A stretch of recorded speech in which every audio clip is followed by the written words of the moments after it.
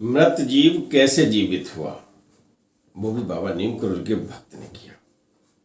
बता रहा हूं आज इस वीडियो में। नमस्कार, मैं विनोद शुक्ल आपको सुना रहा हूं बाबा नीम करोली की अद्भुत गाथाएं। अद्भुत गाथाओं की श्रृंखला में आपको लिए चलते हैं नैनीताल, जहां किशनपुर में महाराज जी बैठे हुए हैं। नैनीताल के अंतर्गत ये स्थान है किशनपुर, और किशनपुर में महाराज जी एक भक्त के यहाँ बैठे हुए हैं। और महाराज जी जहाँ बैठते हैं तो क्या होता क्या है, भक्तों का तांता लग जाता है, आते जाते रहते हैं, अपनी समस्याएं कहते हैं, समाधान लेते हैं। और जिसके यहाँ बैठते हैं वो क्या होता है, उसके यहाँ प्रसाद भंडारा चालू हो जाता है। महाराज जी के ऐसे ही एक अनन्य भक्त रहे हैं। नॉर्मल स्कूल है, राजकीय नॉर्मल स्कूल देहरादून, उसके प्रिंसिपल देवी दत्त जोशी। देवी दत्त जोशी भी आए हुए हैं और आके प्रणाम किया और बैठ गए। देवी दत्त ने जैसे प्रणाम करके बैठे हैं, महाराज जी पूछते हैं, तेरी जेब में क्या है?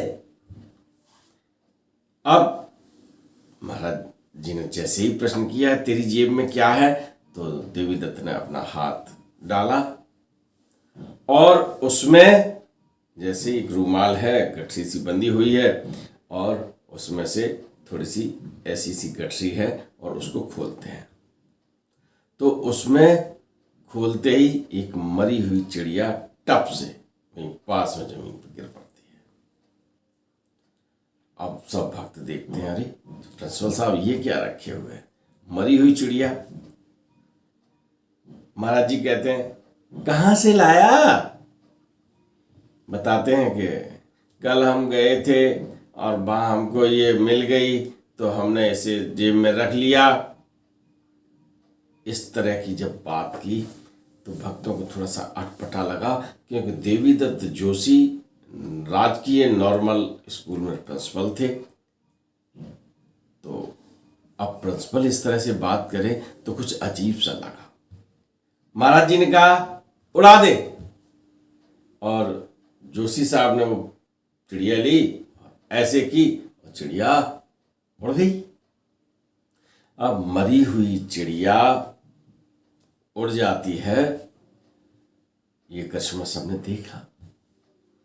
हुआ क्या, देवी दत्त जोशी उस चिड़िया को अपनी जेब में लिए हुए क्यों घूम रहे थे? देवी दत्त जोशी उन अनन्य भक्तों में महाराज जी के रहे हैं जिन्होंने एक इच्छा की कि महाराज जी के दर्शन हो जाए भगवान राम के रूप में। कुछ समय पहले उन्हें धनुर्धारी पुरुषोत्तम, मर्यादा पुरुषोत्तम भगवान राम के दर्शन, महाराज जी बैठे हुए हैं और महाराज जी के स्वरूप में एकदम भगवान राम प्रकट हो जाते हैं। और ऐसे वो जो दर्शन करते हैं, देवी दत्त उसी दिन से थोड़े से विक्षिप्त हो जाते हैं, इधर उधर जाते हैं, घर में रहते हैं, लेकिन जो विक्षिप्त यानी जो दिमाग से थोड़े से लूज के हैं वैसे हो गए हैं। बातें आती हैं, जब बात करते हैं तो थोड़ा सा करंट दौड़ता है, लेकिन पूरी तरह से स्वस्थ नहीं है। हुआ क्या कि जो प्रभु श्री राम के दर्शन किए हैं वो बताते हैं ये सब बातें, जब थोड़े से सही होते हैं तब से वो अपने आप को सामान्य नहीं पा रहे हैं। तो कल कहीं गए हुए थे एक दिन के भ्रमण पर, और वो मरी हुई चिड़िया पड़ी थी अपने रूमाल, दिमाग तो काम नहीं कर रहा है तो कभी कुछ भी कर सकता है आदमी। उन्होंने एकदम वो चिड़िया ली और जेब में रख ली। जब महाराज जी के पास पहुंचे तो चिड़िया जेब में थी, और फिर महाराज जी तो आप जानते हो कि उन्हें मालूम पड़ गया। तो क्या किया, रूमाल से निकलवाया और मरी हुई चिड़िया को जीवन दान दे दिया। तो भक्तों, महाराज जी की एक ऐसी श्रृंखला है भक्तों की कि जो काम महाराज जी के नाम से करते हैं वो काम हो जाता है। ये एक चमत्कार जैसी बात थी, क्योंकि प्रिंसिपल साहब असंतुलन स्थिति में है और वो चिड़िया उनकी जेब में है। अब पता नहीं क्या होता, कैसे होता।